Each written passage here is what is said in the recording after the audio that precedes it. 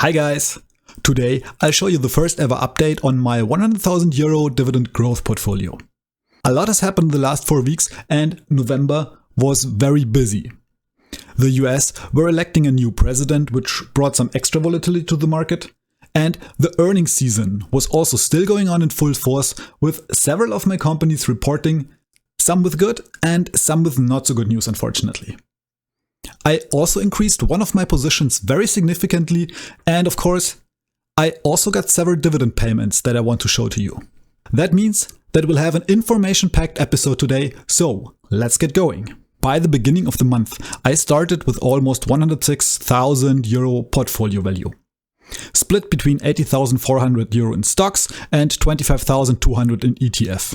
Over the past few months, my portfolio performance was quite good, and I was a bit concerned going into November. Remember, my goal is to first reach €1 million portfolio value and in the end reach financial freedom. And over the last years, I have worked very hard for the money I have already invested, and I would really hate to lose it. Not to mention what my wife would do to me if I gamble away all our retirement money. So naturally, I was a bit nervous going into November with the earnings season still in full swing and Trump indeed being elected as the new and old president of the USA. But global markets still had to grapple with high energy costs and ongoing global concerns, even though the situation in Israel seems to maybe stabilize a bit. Meanwhile, China's recovery is also slower than expected, and the rising tensions between US and China also remain in focus, and we need to see what Trump brings us here in the next months. But despite these developments and concerns, the US stock market had its best performance of the year, with the S&P 500 and the Dow Jones hitting new record highs. And this is despite big tech taking a hit, even though it is a very small one. The election of Trump, and especially his pick for health chief, Robert F. Kennedy, has also put the healthcare industry under pressure. And the same is true for renewable energies. I could feel the impact of this quite severely, with my renewable energy small cap, Energiekontor, having the worst performance in my portfolio with minus 16.3% in the last month alone. But the fundamentals are still good, and they have completed several projects this year that they either sold or transferred to their own portfolio. And there are still several new projects that are currently being marketed, many of which are still expected to be successfully completed by the end of this year. But renewable energies overall are facing headwinds from longer than expected realization times, delays in grid expansion, and a general worsening sentiment towards them. But this is also where Energiekontor's unique business model shines, because they can still sell the energy from their own parks until their project business gets better. Not that it is bad now. So in the long run, I'm not too concerned about Energiekontor, and I'll probably even use the current weakness to increase my position. This month, my priority was on another company though, that I wanted to add to my portfolio for a very long time already. But before we go there, let's look at my second worst performer, which was JD.com with minus 9.2%. Here, I'm also not too concerned and think that this is the natural correction to the huge increase the stock saw in September. As a Chinese company, they might be impacted by the trade taxes that Trump is considering. But most of the business is in China, so the impact shouldn't be as big as on some other Chinese companies. They are also still up by more than 30% this year in total. Lastly, my third worst performer was DHL, which declined by 8.7%. The company released its Q3 earnings on November the 9th and had some bad news. So the reason for this drop will become clear when we look at the earnings in a minute. But I'm getting ahead of myself now, because I did not only have losers in November. So let's first talk about my 3 best performing companies. And my best performing stock last month was JP Morgan with 14.7% returns. As also many other financial stocks, JP Morgan has benefited from the election of Trump. This reflects the expectation of the market that there might be a deregulation in the financial sector under Trump as a president, and the general optimism about economic growth and more corporate-friendly tax policies. The same is true for my second biggest winner, which was Visa. Same as JP Morgan, it was also a Trump play and could benefit from his election. And when we have a look at the performance chart of the S&P 500 again, it becomes very clear that the whole financial sector could benefit. We see many double-digit performances here, with banks like Wells Fargo, Bank of America or JP Morgan counting to the best stocks to own in general over the last months. And just as a remark, the performance you see here in these charts is just slightly different from the performance you see in my slides or my X list, even though I extracted all the data on the 1st of December. The reason is that these charts measure the performance in dollar, while I use euro as the basis for my calculations. And I also include the dividends to my portfolio, so it reflects the total performance instead of the price performance. And last but not least, my third top stock in November was my second small cap, Surgical Science Sweden, which could deliver 10% returns last month. This is due to reasonably good numbers and a good outlook for 2025 that they reported earlier this month. And speaking of reports, there were a bunch of companies from my portfolio reporting their Q3 earnings. Namely, we have here Ahold Delhaize, DHL, JD.com, Surgical Science, and lastly Nvidia. The first report was from Ahold Delhaize on 6th November. Some highlights from their report were the great growth numbers for their mobile app and DoorDash orders that were up by 40% since last quarter. So the currently ongoing remodeling to omnichannel stores seems to be working quite well, and more of their customers are using the online options for shopping. Numbers-wise, the last quarter was a bit mixed but showed a recovering trend. While their sales numbers were up a bit, the operating income and net income were even down a bit. But when we look to the table on the right with the year-to-date numbers, the trend looks much better. Here, only the free cash flow shows a downtrend. But this is because of the costs related to the closure of some stop-and-shop stores and the investments in the Belgium future plan that includes the remodeling of the stores to omnichannel stores that I just mentioned. So this decline is nothing to worry about. They also announced a new share buyback program of 1 billion euros that shall start at the beginning of 2025. For the full year of 2024, the expectation is still a little bit above the levels of last year. But in a rough year such as this one, that was full of uncertainties and where we also saw a slowdown in consumer spending, I still think that Ahold Delhaize is a top defensive pick. The next company that reported their earnings was DHL on the 9th of November. And this report was much less impressive, and the stock reacted by crashing 5% on the same day. The free cash flow is down quite a bit compared to the third quarter last year, and so was the net profit. But the revenue and EBIT could see some small growth for the first time again since Q3 in 2022. And when we look at the growth development of the last 3 years, the trend is definitely pointing up again. So the performance over the next years depends a lot on the cyclical recovery of the transportation market that is very much linked to the general economy. For the moment though, the company had to lower its short-term guidance for the full year 2024 and their midterm goal for 2026, unfortunately. For 2024, they lowered their EBIT guidance from 6 to 6.6 billion to now only 5.8 billion. And for 2026, they even lowered it from 7.5 to 8.5 to only a bit over 7 billions now. This is a cut of their midterm guidance of around 7%. So it is a significant cut and makes me question if my investment in them is still a good idea.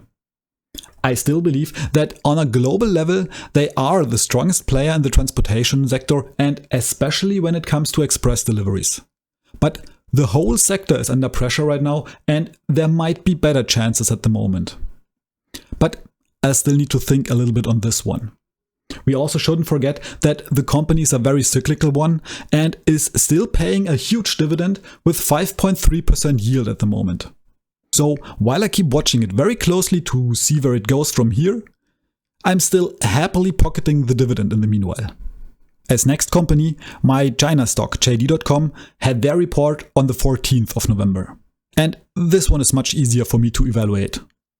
The numbers for its core business, the retail business, are up all across the board, with revenues increasing by 5% on a year-over-year basis. And especially the service segment did grow very nicely with 6.5% over the last year. The same is true for their logistics business, which is up 7% compared to the third quarter last year. And only their smallest segment, their new business segment, did decline by 26%, which sounds very bad in the first place. But the overall revenue here is much smaller than the other two segments, so overall, this doesn't weigh very heavily on the total numbers. The only hair in the soup is the cash flow that declined in the last 12 months. But the main reason for this is an overproportional increase in the marketing costs that went up by around 30% since last year. But to ease the pain of a declining cash flow, the company also announced that the two French luxury brands, Balenciaga and Saint Laurent, that both belong to Kering, will unveil their flagship stores on JD.com and promote their expansion to the apparel and accessory business to become a premier destination for fashion. And I think that is a great idea, especially in the Chinese market, where such luxury items are very sought after. Next, Surgical Science Sweden also reported the results of their third quarter on the same day as JD.com, and as a small cap, we can expect quite some volatility with this stock. And indeed, the performance this year wasn't too great up to now. On a whole year basis, the stock is down by almost 20%. This was due to lower sales numbers and a general weaker business in the first quarters this year. And the last quarter wasn't too much better, but could still see an increase in net sales compared to the year before. But I already knew this when I added the company to my portfolio earlier this year, and it is also the reason why the valuation of the stock is fairly cheap this year compared to the last years. But I still believe that the market for surgical robots will be one of the quickest growing markets over the next decade, and as the market leader for software for these robots and as a major player in this industry, Surgical Science should benefit hugely from this trend. And indeed, when looking at the revenue trend, it could already increase for every single quarter of the year. And what is even nicer to see is that the industry business was largely not affected by the decrease, which mostly came from a decline in the educational products. And while this is still a major part of the business for now, the future definitely lies in its industry business. And here we see a steady growth over time. And even though the stock is down on a year-over-year basis, my position is now even up by around 10%. So I am hoping that I could catch a decent price with my first position here. But I'm also still looking to increase my position here over the next year because, as I just mentioned, I think that the growth in this sector and for Surgical Science is just starting. The company that closed off this earnings season was, as usual, Nvidia on the 20th of November. And they could show great results with a record quarter again, with the main driver being again the data center growth that is now up by 112% compared to last year. And this is despite the overheating problems they have with the current Blackwell chips that have led to production delays. Of course, Nvidia themselves don't see a problem here, and Jensen Huang said that these chips have now been delivered to Microsoft and OpenAI already.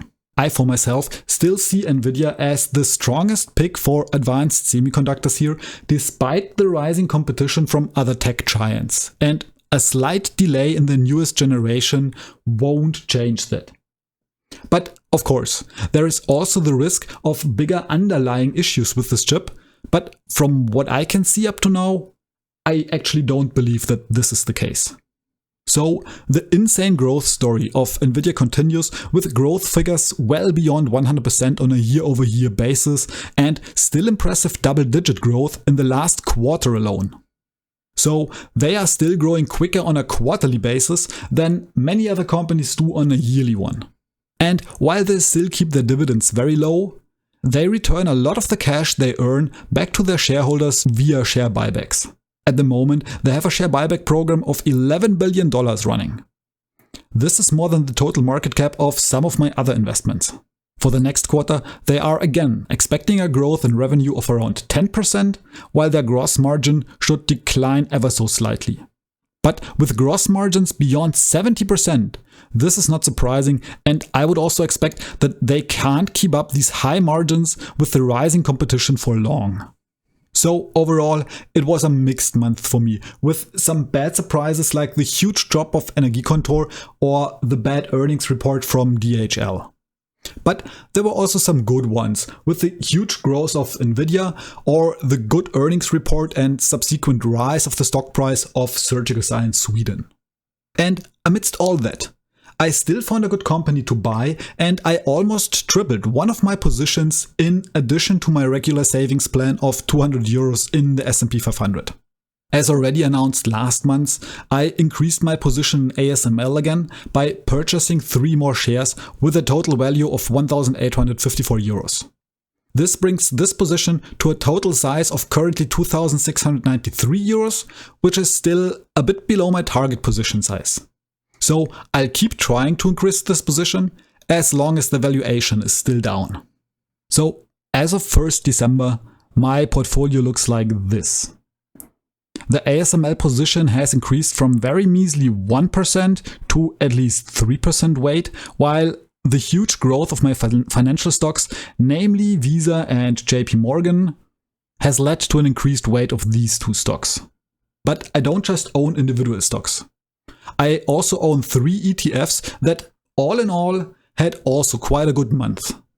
While the S&P was up by 7.44% and my cybersecurity ETF, HUR, even by more than 9%, my overall weakest ETF, the MSCI Emerging Market, had a weak performance and did decline by 2.3%.